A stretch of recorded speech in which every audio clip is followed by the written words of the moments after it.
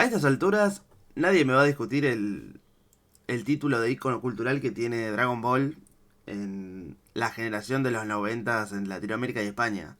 Es indiscutible. Los que éramos chicos en esa época alucinamos con ya sea la serie original, con la etapa Z y posteriormente, aunque con un poco menos de entusiasmo, con la etapa GT. Incluso había muchos adultos en esa época que se engancharon con esa faceta dramática que tenía, con las peleas épicas. Es como que tenía ingredientes que no eran tan comunes en la televisión de esa época. Por eso, cuando en el 2013 se anuncia que vuelve la franquicia con la película La Batalla de los Dioses, todos estamos bastante expectantes y si bien muchos la disfrutaron, otros nos sentimos algo decepcionados, pero proyectamos que era el comienzo por ir de algo más interesante, un prólogo algo lento, la antesala de algo mejor.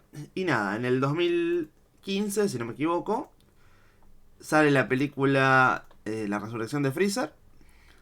Y después de ese mismo año sale el anime de Dragon Ball Super, que primero adapta las anteriores dos películas y después arranca un par de arcos más originales. Y posteriormente sale el manga de Toyotaro, que bueno, a esta altura todos conocen.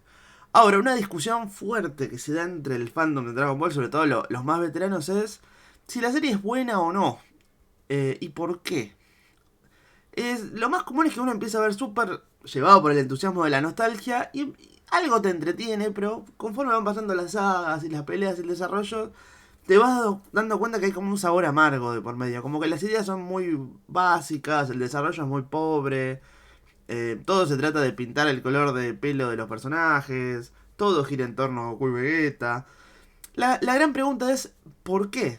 Bueno, yo hoy le voy a explicar el porqué de la decadencia de Dragon Ball en esta época y por qué, por más que le pongamos toda la garra del mundo y aunque haya cosas rescatables, como por ejemplo el Ultra Instinto, que me parece una transformación buenísima, la serie en el fondo no termina de funcionar y si no fuera una vaca sagrada del anime a nivel mundial, un producto de estas características no se toleraría.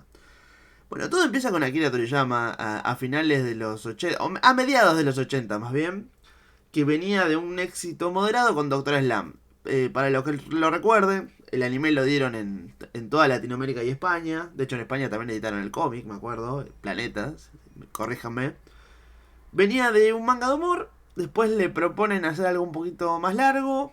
Que fue mutando del humor, como recordarán en los primeros 12 capítulos de la serie.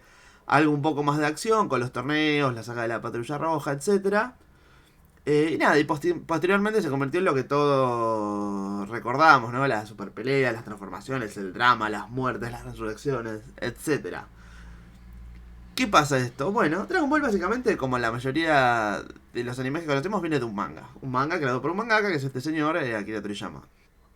En los mangas hay una figura clave que se la suele invisibilizar. ¿De qué estamos hablando? Del editor. ¿Qué es un editor? Bueno, las editoriales que publican los mangas tienen a un montón de profesionales que son algo así, para que se hagan una idea, como los tutores de los mangakas. Entonces, el tutor, el mangaka, va a su casa, piensa, hace un par de diseños, arma las tramas, digamos, que salen de su imaginación y de su talento. Pero semanalmente se reúne con este editor, que es una persona que, como dije antes, le asigna la editorial. Tienen como un brainstorming, un intercambio de ideas, y el editor le hace una corrección. Es decir, sobre una base muy buena, terminan generando algo mejor. En el caso de Akira Toriyama y Dragon Ball, su primer editor fue este hombre, Kazuhiko Torishima, que sí, suena muy parecido a Torishima, que lo acompañó desde Doctor Slam hasta finales de la saga de Cell. De hecho, en Doctor Slump había un villano que se llama Mashirito, que era como una parodia de su editor. Un chiste gracioso, la verdad que divertido para comentar. La cuestión es que este hombre, Torishima, sin que lo sepamos, es responsable de muchos de los grandes aciertos que tuvo la obra original. Por ejemplo, en principio Toriyama quería terminar la historia en la saga de Namek con Goku muriendo junto con Freezer en la explosión y que Gohan quedara como el protector de la Tierra. Obviamente Toriyama le insistió, le dijo que no, que el manga estaba en su mejor momento, que todavía daba para mucho más. Bueno, y así fue como por ejemplo tuvimos la saga de Cell. En la saga de Cell lo mismo. Toriyama quería que los malos definitivos fueran los androides 19 y 20. Es decir, los que se parecen a Don Ramón y al señor Barriga. Toriyama dijo que estaban buenos los diseños, pero que no daban para los malos definitivos del arco. Entonces, si bien los usaron, introdujeron a 16, 17 y 18. Que pasa lo mismo, le dice, buenísima la idea, muy copados, pero no dan como los malos definitivos de esta historia. Entonces ahí lo manda de vuelta con tarea a casa y Toriyama crea Cell y ahí tenemos la historia que conocemos. Entonces, sin la figura de Toriyama, por un lado, Dragon Ball hubiera terminado la saga de Namek y por el otro, no habríamos tenido Cell. Entonces, ¿qué pasa ahora? Actualidad. Bueno, llegamos al año, como habíamos dicho, 2013. Toriyama es uno de los tipos más ricos de Japón. Se lo considera una máquina de hacer dinero. Es más, en los tiempos entre que terminó el manga, en el 95 si no me equivoco, y este regreso en el 2013, salieron un montón de productos derivados de Dragon Ball, la mayoría videojuegos, que obviamente él cobra regalías a morir. Entonces, como te digo, hacen un montón de dinero con sus IP, con su IP principal que es Dragon Ball, y por el otro él cobra un montón de dinero porque la usen. Entonces genera como esa idea de que Toriyama es como el rey Midas, ¿viste? Todo lo que toca lo convierte en oro. Y lo cual no es errado. Es más, de hecho, en ese trayecto entre que Dragon Ball se fue y volvió, hubo muchos mangas que disputaron, quisieron disputar como el trono, como Naruto, Bleach, etcétera, que fueron muy exitosos, pero es como que tuvieron su curva, subieron y bajaron. En cambio, Dragon Ball se mantuvo siempre. Lo cual no era descabellado que por ahí hiciera falta un regreso. ¿Cuál es el problema de este regreso? Que Toriyama no es la persona que era, digamos. Los años nos pasan facturas a todo. No es lo mismo un mangaka con hambre de éxito que uno de los hombres más millonarios de Japón.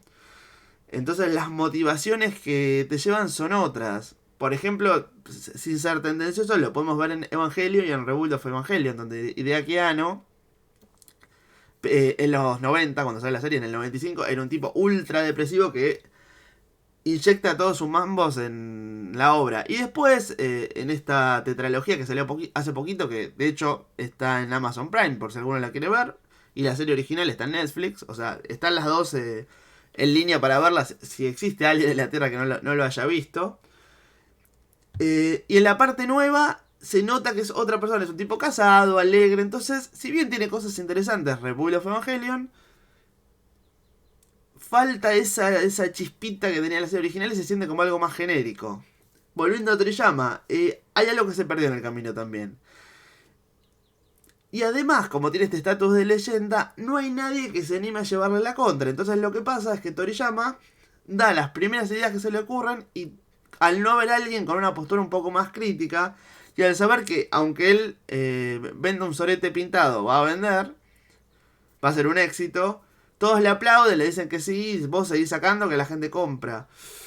Y eso nos pasa, estamos teniendo las primeras ideas de Toriyama sin reelaboración. Por ejemplo, la idea no sé, de un dios de la destrucción es interesante, pero la tuvimos de la forma más simple. El regreso de Freezer, no sé si es tan interesante, pero de última, con una reelaboración podría haber sido un arco mejor. Por ejemplo, no sé, estoy inventando acá mientras hago el video, Podríamos haber dicho que es alguien más de la familia de Freezer, tipo un descendiente, un primo, y ahí habríamos tuvo un arco con el planeta de Freezer y que haya varios de la raza de Freezer, como después apareció Frost. Y así, o sea, es como que son la punta de una idea interesante que después se va desplomando. De hecho, te das cuenta la falta de ideas reales que tiene Toriyama, que lo único que hace un poco siempre es tirar un poco hacia atrás. Tiró de Freezer, tiró de Trunks del futuro, después tiró de Android 17, después recicló a Broly. Ahora trae a la patrulla roja, trae a Cell. Es como que va por la tangente más fácil y todos se lo aplauden, se lo festejan como si lo que estuviera haciendo fuera algo excelente. Y lamentablemente los que salimos perjudicados somos nosotros y en algún punto la obra original también, porque es como que sufre una suerte de evaluación. Que para los que vivamos en Latinoamérica y saben lo que quiere decir devaluar, es que algo vaya perdiendo su valor con el paso del tiempo. Y esto está pasando con Dragon Ball. Cada vez nos van sumando más arcos y más transformaciones y más personajes que van en un declive a nivel creatividad y a nivel calidad. En algún punto igual esto es nuestra culpa como espectadores. Yo también hago una mea culpa. O sea, yo sigo consumiendo todo como un sectario. Y bueno, si nosotros compramos, ellos por qué se van a esforzar. Así que bueno, resumiendo la idea, el declive justamente de Dragon Ball y la falta de calidad y la falta de elementos interesantes pasan porque las ideas salen de Toriyama directamente al guión y no hay alguien en el medio que le haga un contrapunto o una reelaboración. Cuéntenme, ¿están de acuerdo? ¿No? ¿Les gusta la nueva etapa de Dragon Ball? Y estoy diciendo boludeces, ¿no les gusta y están de acuerdo conmigo? Los leo. Nos vemos.